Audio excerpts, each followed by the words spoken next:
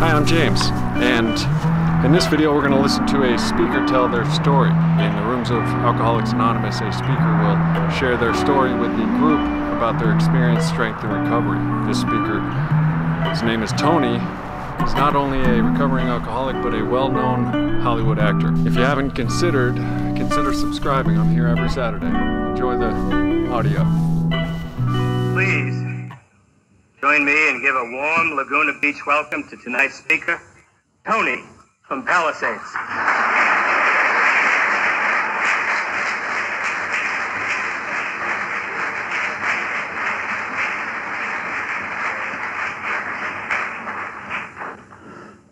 Hello, my name's Tony. I'm an alcoholic. This is a fun place. Alonzo said that the world's a safer place that we're all in here. Just think what would happen if we all took a drink tonight. We'd take Laguna apart.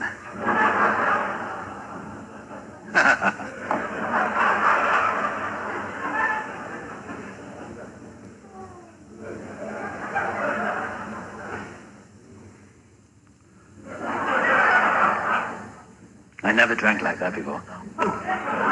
Anyway, my name's Tony. I'm an alcoholic. It's funny how the mind works and how thinking works. I got sober December 29th, 1975. And the speaker that night was Chuck C, and he lived around here. And some of you I know knew him. And my life was transformed. My life was changed that night. All the newcomers, welcome. What happened to me was, I have no linear way of, I never know what I'm going to say. But when I came in here tonight, it all came back to me. Sometimes you go through patches. I went through patches where everything just becomes kind of even.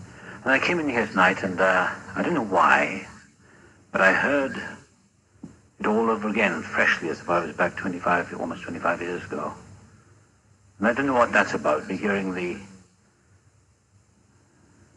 chapter 5 being read, the traditions, and seeing people coming up here. It reminded me back of the old days, because now I'm an old-timer. But I remember the heady experience when I came into AA that night, and I didn't want to come into Alcoholics Anonymous. But I came into that meeting on that night on the Pacific Palisades group. December 29th, it was a Monday night. And Chuck C was speaking that night, and there was another man speaking. He was a doctor from Palos Verdes. And he looked like an alcoholic to me, and he sounded like an alcoholic. He said, I'm an alcoholic, and he sounded looked like something from the Lost Weekend. And I think he was a surgeon, he's a doctor, and I think he said his moment of truth was when he came to in the middle of an operation. And the theatre sister said, no, Doc, you got to sew her up, because he was going to operate again. And everyone laughed, and I thought they're all crazy, you know. But that's what got me sober, and laughter and fun. And I was swept away by this whole thing, because I wasn't a joiner. And the ironic thing is, whatever the higher power is, or God, whatever you want to call it, he, she, or it, ground of all being, collective consciousness, whatever it is, God, has a very strange sense of humor, because I never joined anything. I drank because I didn't like people. I drank because I didn't like crowds. I wasn't exactly a lone drinker, but I was a lonely person. I was a lonely man, and I kidded myself that I was a loner. My heroes were Humphrey Bogart and John Barrymore and all those people, and the writers like F. Scott Fitzgerald all died of this chronic illness. Those are my heroes. And I thought they were very clever, and I thought I was clever. But the ironic thing was, being a loner and hating crowds, I never joined anything. I wouldn't join a club. And how should I get sober? But it was to be swept away by the crowd, or by the mass enthusiasm of that first night when somebody got up and said, "My name is Chuck, I'm an alcoholic," and everyone said, "Hi, Chuck," and I was engulfed in this wave of life, because that's what it was. I'd been avoiding it all my life. Ever since I was a little kid, I felt like I was on an offshore island with a pair of high-powered binoculars looking at the mainland. You know, that was my life. I never joined in anything. I was born in South Wales. There's a good reason to be a drunk. All the Welsh are drunks, you know. The Welsh were the Irish who couldn't swim. You must know.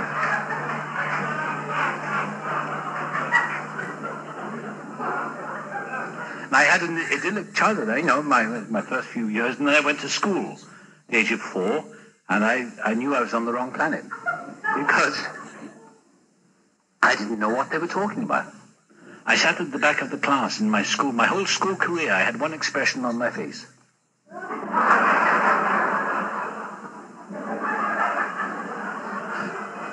That's how I viewed the world.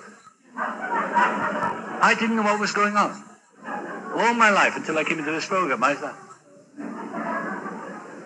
heard my father say to my mother once in next door bedroom, he said, "There's something very radically wrong with this boy." Which isn't a way to encourage your son to grow up with confidence, you know. So I felt radically wrong. There's something wrong with me. I just probably was, as they say, maybe dyslexic or ADD or whatever these newfangled words are. I was just stupid. I was a dummy. Because I didn't know what they were talking about. I had no idea. My first encounter with God was from Miss Thomas, who was our school teacher, and she made us say the Lord's Prayer, "Our Father who art in heaven, hallowed be thy name." I didn't know what she was talking about. When she said "Our Father," I thought she'd been in heaven. I thought she died, and I didn't know what to make of this. And the Lord is my shepherd and all that stuff. And I remember going home, my father said, "There's a load of rubbish, don't believe in all that nonsense." And so he closed the door on my faith, because my father was a self-educated man, and he's a great character. He's a wonderful man, but he was an atheist, or so he professed to be. He was an agnostic or an atheist. He was what he called himself a free thinker. He was a Marxist, and he believed in the revolution and all that. But he was angry all his life, and he's a wonderful guy. And I know it's not traditional to say this about another person, but I think my father was an alcoholic as well. I think he was. Although his drinking patterns were different to mine. He would, no, they weren't that different actually. He was a periodic drinker. When he drank, he would go through that personality change and he'd become very nasty, strange. And so I guess he was. And he died 19 years ago. And he died in pain and from heart disease. And he was a frightened man. But what happened to me? I grew up. Went through my life not believing in anything. And because I was so slow at school, a friend of mine is here tonight and she says, "Don't call yourself dumb." Well, I just say that to get a laugh, but I think I was different and I couldn't grasp anything, and I was educated into believing that I was pretty stupid, and maybe that's to do with the school or whatever, the society I lived in. And it was during the war years, and but I grew up very angry and very lonely because I couldn't fit anything together. And I felt like a failure. And all I had going for me was a kind of artistic streak. I loved music, and I could play the piano, and I used to compose, and I could write a little, and I could draw, you know. So I had an artistic streak, which, if you're in the football playing society, it doesn't go down well, you know. So I never played with the other kids. I was always on my own. And I remember identifying with this when I heard in my first few weeks in meetings in AA. I remember all my childhood standing on the corner of the street while all the other kids were down the other end of the street all playing games. And I used to stand there like this all afternoon looking at my thumbnails. And I used to do things like that, looking through my fingers like that. And my father would say, where is he? My mother would say, "He's up the end of the street there."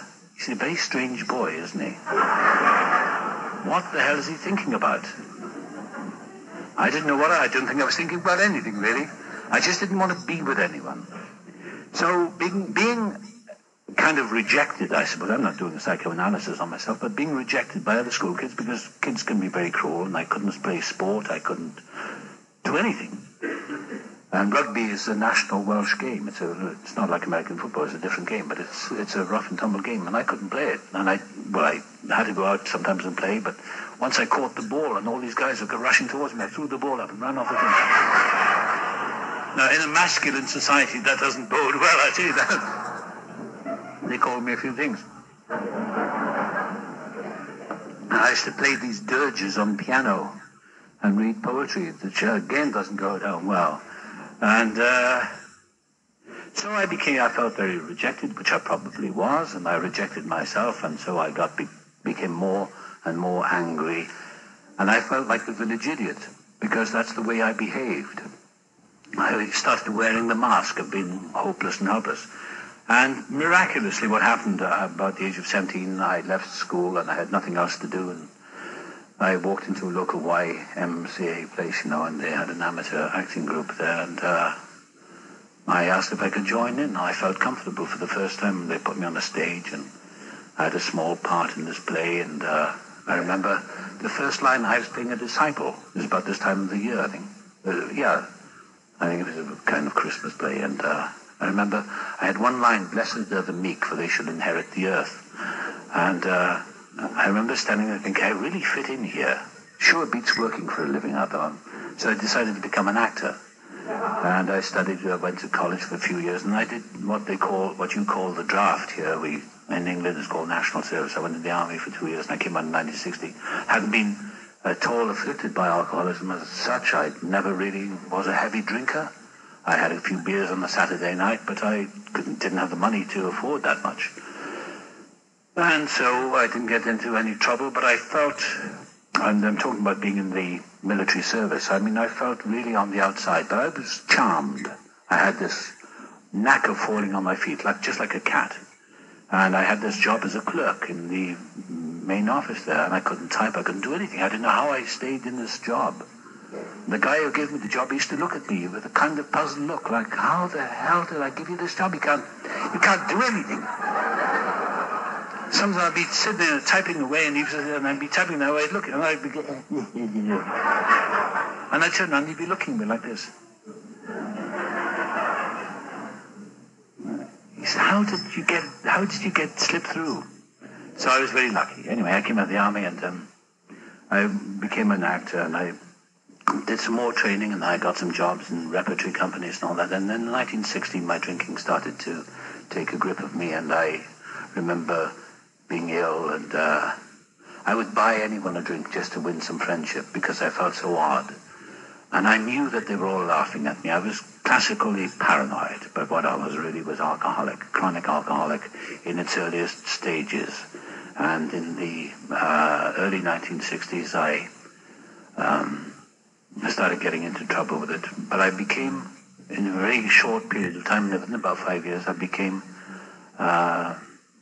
lucky. I was lucky. I got some pretty good jobs, and I started working in London, in the London Theatre, National Theatre, and I was given some pretty good stuff to do.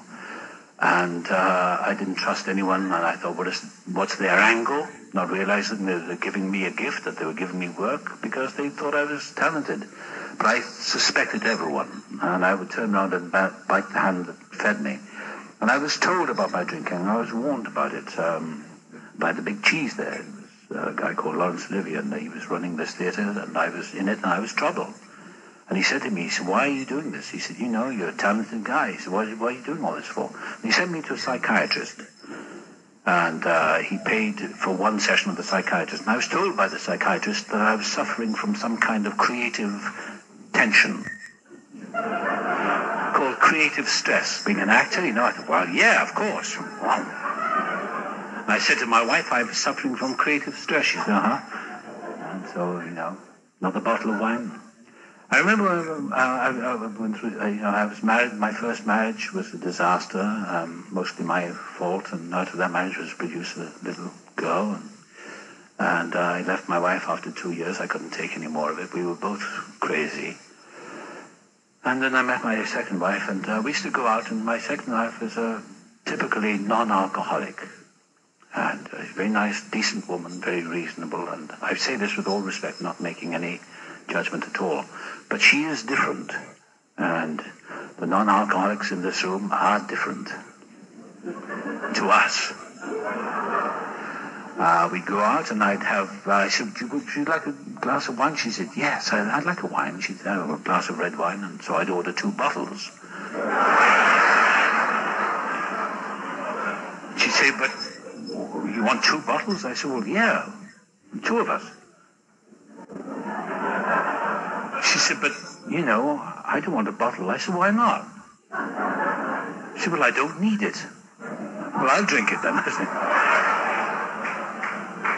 And she used to do those weird things. And I say this all due respect because I love non-alcoholics as well. I like non-alcoholic people. They are fascinating. They're as weird to me as I am to them. I've been in the restaurant with them, you know, and with my non-alcoholic friends. And I said, do you want a bottle of wine? No. I like buying, you know, making people have a good time. If they want to drink, fine. And I watch the way when the waiter comes up and they pour a little drop and they do this.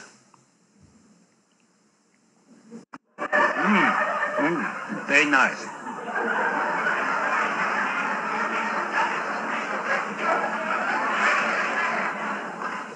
And they smoke cigarettes. They don't even inhale it. So. And I watched my wife, you know, 6 o'clock every night, she has a little glass of wine, and it's on the table for about an hour. I can't take my eyes off it. And sometimes she says, didn't I have a drink? Sometimes I say, yes, on the kitchen table. I know exactly where it is. Why would anyone leave it on the table?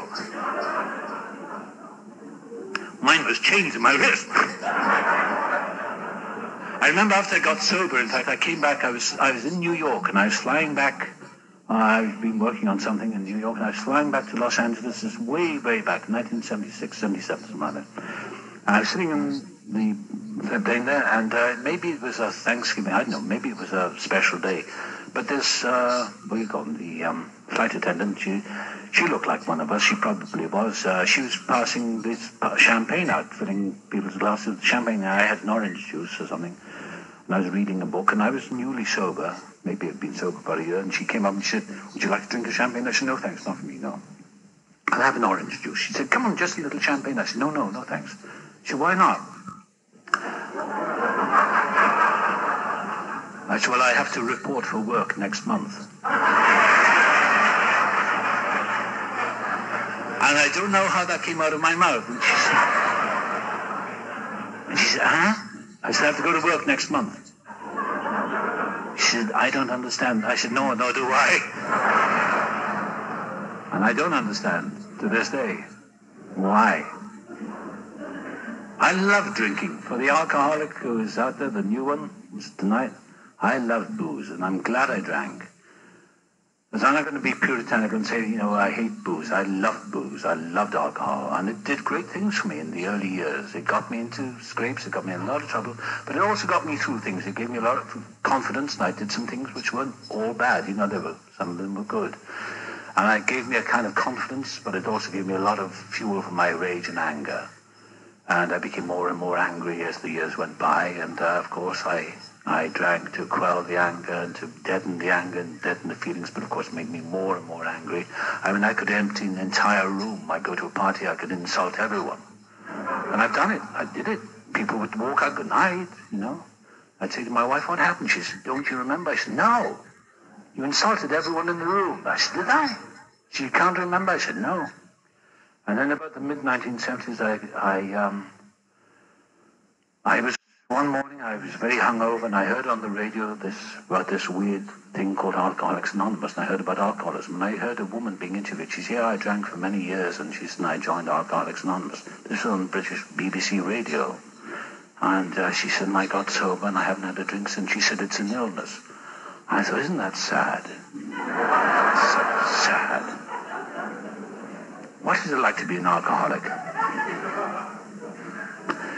And I was doing a television play, I remember, and I was playing an alcoholic in this television play, and I had lines like, say, I'm a dipsomaniac, I'm an alcoholic, and I loved these lines I was speaking. I'm an alcoholic. It sounded so rich. I didn't realize that I was one. And in this play, I remember it's called The Arcata Promise, and in this play, I say to this woman I'm with, I said,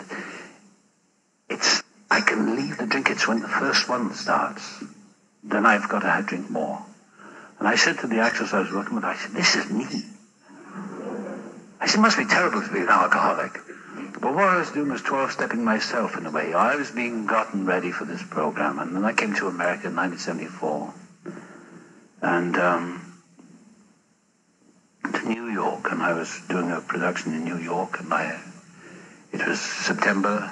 It was just after Watergate, I remember. And I remember arriving in New York and feeling I'd come home. And I always wanted to come to America, and I dreamed of coming to America, and I dreamed of sitting in the American bars, and, you know, because I'd seen all the movies, and I was raised on American movies. I'd watched them all, drinking Humphrey Bogart and all that smoke, and, you know, I loved it all. It was fantastic. And I couldn't wait to get there, and I came to New York, and I remember the first morning when I woke up, I was pretty drunk, pretty hungover, and I looked down Fifth Avenue, and there was the Empire State. I thought, I'm home. And I knew I'd come home. I knew as clearly as anything that I'd come home, and I never had to go back to England, and I didn't want to go back. There's nothing wrong with the country, but I just didn't want to go back. I didn't fit in anymore.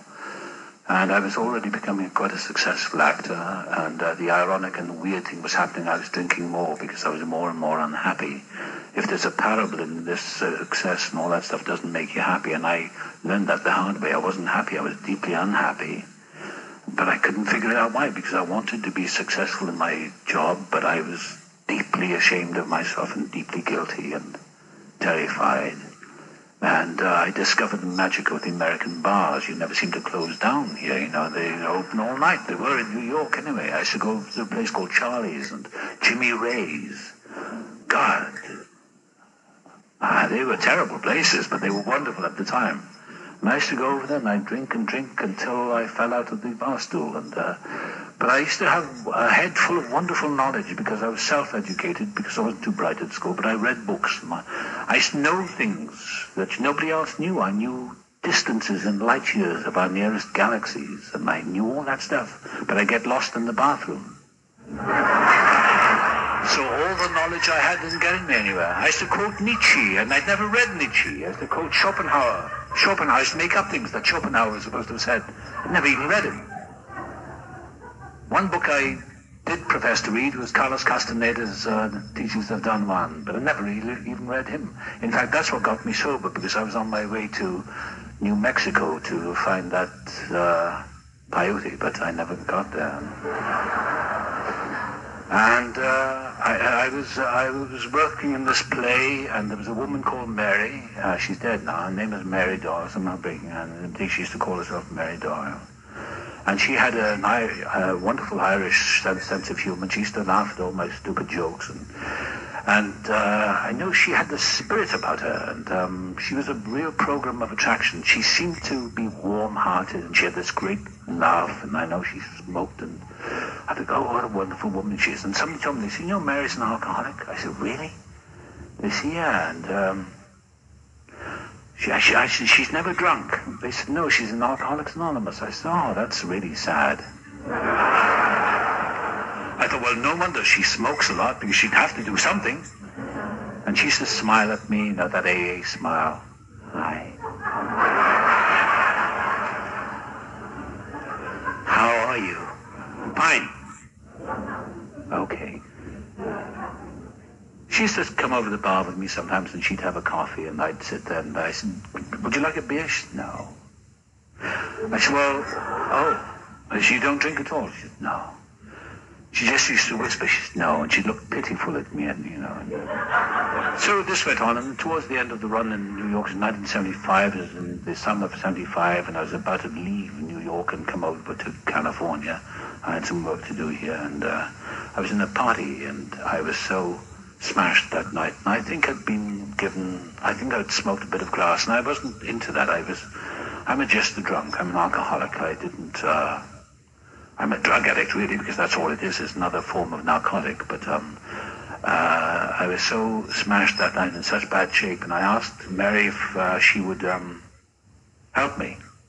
So we went out next day, and we had lunch, and she described to me the nature of alcoholism, that it is in fact an illness. I thought, well, that's interesting, and she said it's threefold: mental, physical, and spiritual illness. spiritual. I didn't want to know about that. And she said, if you don't take the first drink, you won't get drunk. Well, that's very insulting to a man of my supreme intelligence. If you don't take the... my little child knows that. So she said, would you like to come to a meeting? I said, no. I'll do it myself. Typically, having asked if she would help me, I turned her down when she offered the help. And she said, fine. That's okay. Maybe you're not an alcoholic. She knew damn well I was, because she used to talk about me to her husband every night about how I'd, fallen down on stage and all that. Not exactly fallen down. But I did, for 6 weeks, stay dry. And in that period, I think something happened to me. Now, whatever this design is, this divine intervention, whatever it is, that God has plans or whatever, I was very comfortable in those 6 weeks. I was very comfortable. I felt fine. I had no craving. I thought, that's it. Like Bill W. in the book says, the goose hang high, and self-knowledge, that's all I needed, and I was in great shape. I was drinking gallons of Tab, or Diet Coke, as the Tab is called, smoking cigarettes, but I thought, well, fine, I hadn't had a drink. Got it. Can't be an alcoholic. 6 weeks, that's as much as I could ever manage. 6 weeks dry. But this time I wasn't white knuckle. I felt fantastic. I had energy. Energy and power and all that. I was working well on stage, and everything seemed fine. People remarked on the difference. They said, God, you look so well. And I was, wow, fantastic. Energy. I was like a stormtrooper. I would walk down the street, blah-blah, on stage. The ego and the arrogance, I had it made. And I used to look at Mary with such pity. I thought, this poor woman. She just nodded at me. And then the last night in New York, I went to a party, and it was like a farewell, goodbye party for me, and I was going off to California with my wife next day. June 1975, and there was a big drinks table, full of booze, full of alcohol, and I thought, well, I've got a Diet Coke here, whatever I was drinking, and I thought, well, one whiskey won't hurt, and just a little drop in there, and don't remember any more that night. Got on the plane next day, flew to California, feeling very ashamed, dehydrated, really hungover in bad way. I had the shakes, and I tried another few days dry. 4th of July, I went to a party, and I thought, well, I tried the same thing. I was about to pour another drink. And somebody said, this friend of mine, she said, don't take that drink. And I wanted to kill her. I would have taken her head off because she got in my way. And what happened was I was working on a TV thing, and TV film, and this woman I was working with, she was, at the end of the day, we were in Century City. And it was cocktail hour, the beautiful long shadows of the evening sun coming, and a wonderful time, which is the best time for alcoholics. And she had a paper cup, or a polystyrene cup, and some ice in it. She said, do you want a drink before you go home? I said, no, I better go home. She said, well, just one ice. No, I think I've got a bit, I'm trying to give it a break, I'm trying to knock it on the head. I think I've got a bit of a problem. She said, okay. I said, well, what is it? She said, tequila. I love tequila because it unzipped my mind, and tequila got me into Alcoholics Anonymous. Tequila was my best friend because I hallucinated on it, and I started getting quasi-religious visions. I saw Jesus walking on Malibu Beach, and I was down in Palm Springs, and the Stones down around Idlewild were talking to me, and I was talking back to them. And I talked at the beach, and when I went through the Milky Way and back. I looked at the stars one night. I was up in Malibu, up in Trancas, and I looked at the stars. And I went right through the Milky Way and back. It was only that close to the Milky Way, and all the stars came up. And I told this person I was with, I said, the stars are really very, very near. She said, oh, really? Okay. And anyway, what happened was I started hallucinating. So I drank that tequila that night, and 6 months later I came to Alcoholics Anonymous. I had the worst roller coaster. It was the worst time and the best of times. I was a menace to work with. I was trouble to work with. People who didn't trust me, and I'd turn up in the morning and for work, and people would look at me, "Hi, Tony, how are you doing? Okay?" And they'd give me that look, you know. And I heard somebody say to the cameraman once day, he said, "We better get him before lunch because he's just fooling around." I said, "Who are you talking about?" They said, "You." Because I wasn't fit for anything. And yet the director said to me, he said, "Why are you doing this, Tony? You know, you're so talented. Why? It's up to you, but why?" They gave me that lecture. "You know, why are you doing this? Don't you think you should cut down a bit?" And I was given those lectures. "You know, Tony, it's such a shame you're going to kill yourself, your liver and everything. You're going to kill yourself."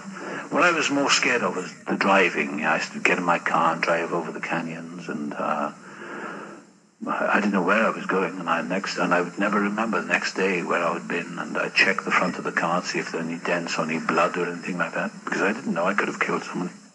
And the police never caught me. I hope no policemen get that, but they never caught me. I was so lucky they never caught me. And I should have been thrown in the slammer many, many times, and I wasn't. I was just lucky I got away with it. And what happened in Christmas '75, my wife took off for England to see her folks, and I took her to the airport, and I said to her, I think I'm an alcoholic.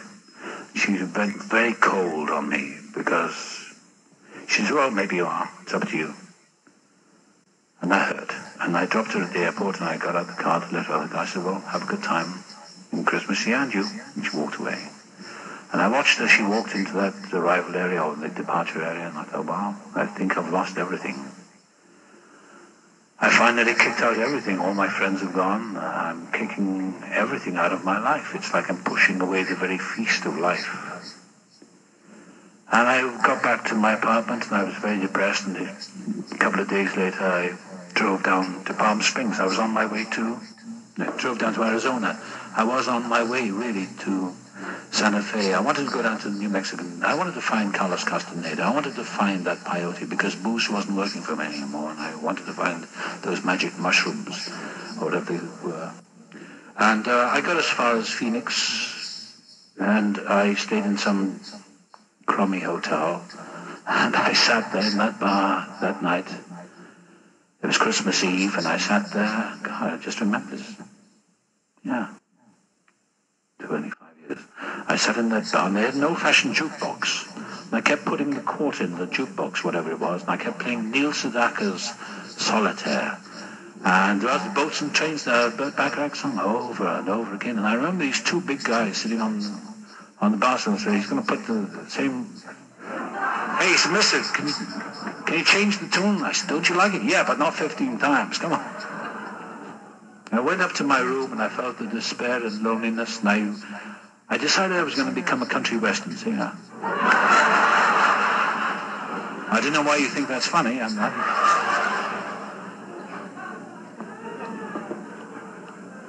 Another great song was Tom T. Hall's "Little Children." What is it? Watermelon? The old dogs, little children, watermelon wine. That was my favorite. It's great. And Billie Holiday, of course. Billie Holiday. But anyway, I went up into my hotel room, and I wrote on a piece of paper, "I found myself in Phoenix, Arizona." I thought that would be good. Chris Christopherson or Tom T. Hall could sing that. I get around to writing that, and I put the piece of paper on top of the cupboard. Now, why I put it up there? Nobody would find it. It's probably still there. But I think I was sending a message to myself. And next day, I phoned my wife in England, and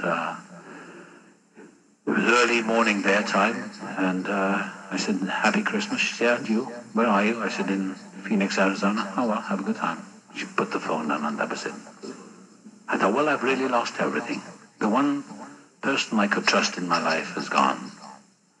And she trusted me. She put everything she could into this marriage, and I just destroyed and betrayed everything. And I felt that deeply. And I drove back and made my way back to Los Angeles. And it's December the 27th, 75, and I sat in my apartment in Wilshire Boulevard, and had everything going for me. I had a career, and I don't think I had a wife left anymore, but I was losing my life, and I was aware of it. I got another bottle of tequila, and I sat in that apartment, and what is that time, the Platter song, it's Twilight Time Again, or whatever it's called, I don't know.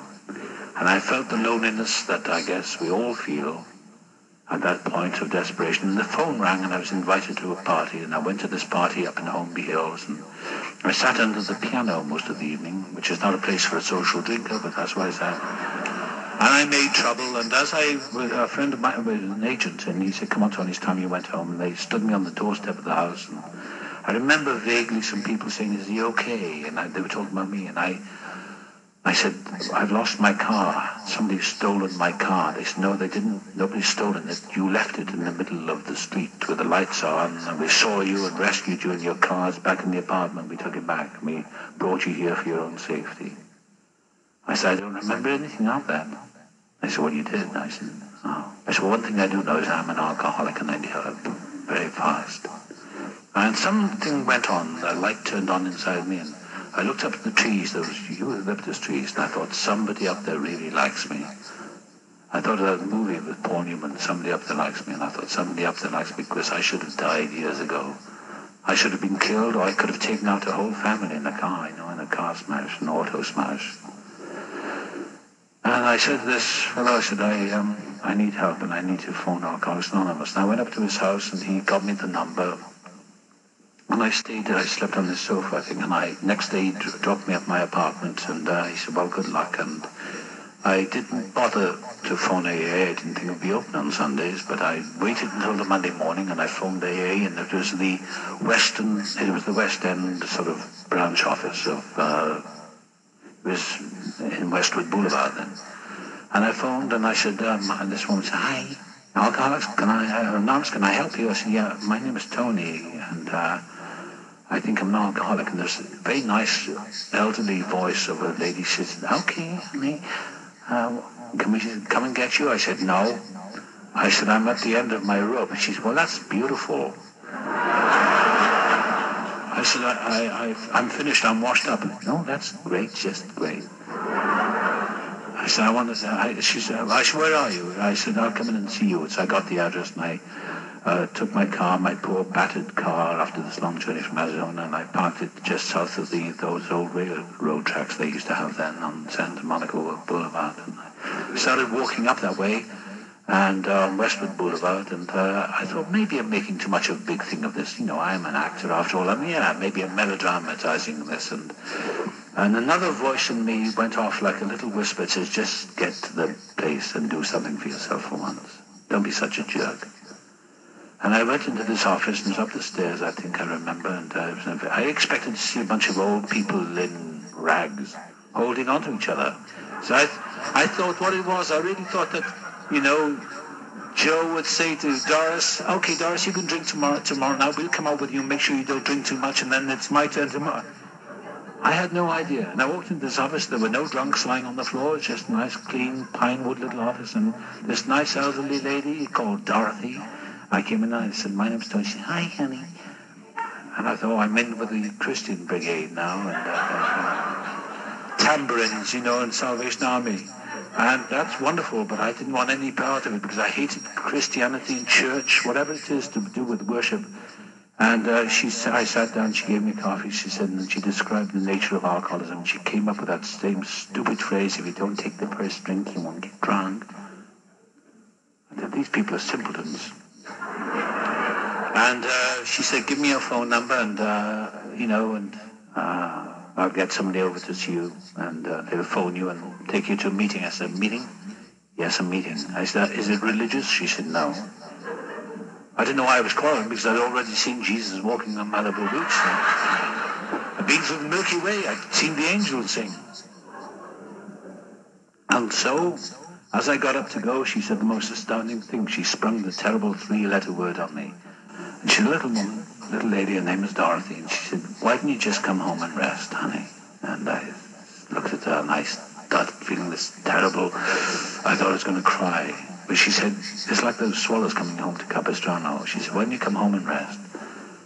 And I thought, I've been out there so long, I'm so tired, I'm so weary, I'm so fed up with everything, I'm so desperately lonely. And then she said something which is really terrible. She said, why don't you just trust in God?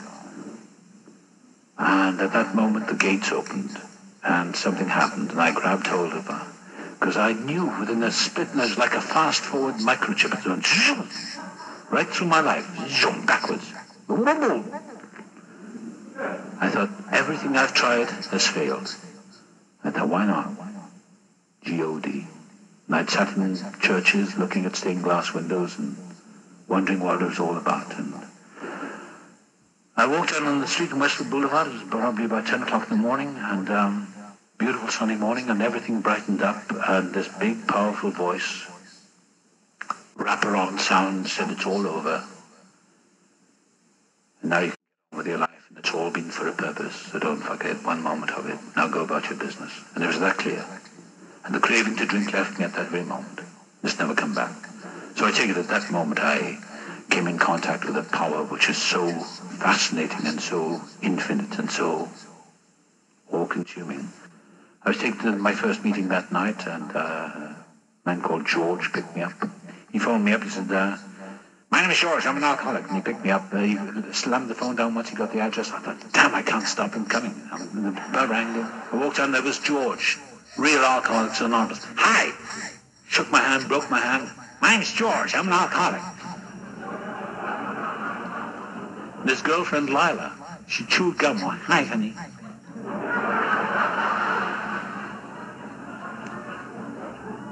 They're all here, no, really. And they sat in that car, I sat in the back, and they didn't shut up from the moment we left Westwood until we got to Palisades. I thought I'm really in with the cuckoo birds. And I was taken to my meeting, and I sat in the chair between these two people, Bob and George, and up got Don. Here, mine's Don, he had a voice like a truck, and he looked like he'd been dragged by a truck on the street. He was the surgeon, and the other man was Chuck C. And he said, my name's Chuck, I'm an alcoholic. I'll be sober by the grace of God 30 years this January. I thought he must be brain dead. How can he? And I was taken up to see him after the meeting, and I thought, and as I sat there, I thought I've come home. I sat in that room that night, and there's a big room, and in All Saints Church, Corpus Christi Church, and they must have said things, and I sat in that room, and I thought, I know I've come here, finally come home, because all my life, for 37 years, I'd felt like the outsider. And I knew that everyone sitting in that room, rubbing shoulders with each other, we were all the same, and that we all felt the same, like we were the outsiders, we were the damned, we could never get our act together. And somebody said to me that night, they said, you need never try to get your act together, you never will. And these two men took me out next day. I will wrap up in any second. I went out next day with these two men, and they discussed it over lunch. And I said, I feel so inadequate. And one of them said, have you ever thought of the fact that you are inadequate? I said, no. They said, well, you are. You have no power. And it made such total sense. I have no power. I'm powerless. And I have no power of prediction. I can't tell you what's going to happen in the next 3 seconds, because I'm going to shut up any minute. But I tell you that it's the best thing that's ever happened to me, and it's the simplicity that's got to me. I mean, I don't do half the things that I'm told other people do, but I can't describe to you what it's like to not want to drink, to not have any desire to drink, and to get up in the morning, and I don't, you know, I get up in the morning, I go to meetings, and I go to early morning meetings most of the time, and I get to at least 5 meetings a week to keep me comfortable. And people say, I still go to those meetings? I say, yeah. Why? Because I'll die if I don't. They say, oh, come on. I say, no, I do. So I don't explain. I don't have any arguments with people who are not alcoholics. I don't try to explain the program. But that's what's happened. I keep it simple, and I have a lot of fun with this. And that's it. I can't describe it. I can't examine things. I can't analyze the big book. I can't sit around being scholastic about it. I know some people are experts on it, and I've tried that, and I can't do it. I don't have that mindset because I'm dummy, you know, I'm not too bright. So I can't examine this. But all I do is get up in the morning and go to bed at night, say, much obliged, thanks a lot. See you in the morning. Go to sleep. It's incredible. I should have been dead years ago. I should have been paying a fortune to psychoanalysts to get this sorted out. And I've come here for free, fun and for free. It cost me $1 to put in the basket. It's the best education, $1 million education $1 at a time. And I've had the best life I can't describe it. People do ask me this, what's it like being sober? I said, I couldn't even begin to tell you. How does AA work? I said, very well, thanks. Thank you. Happy Christmas.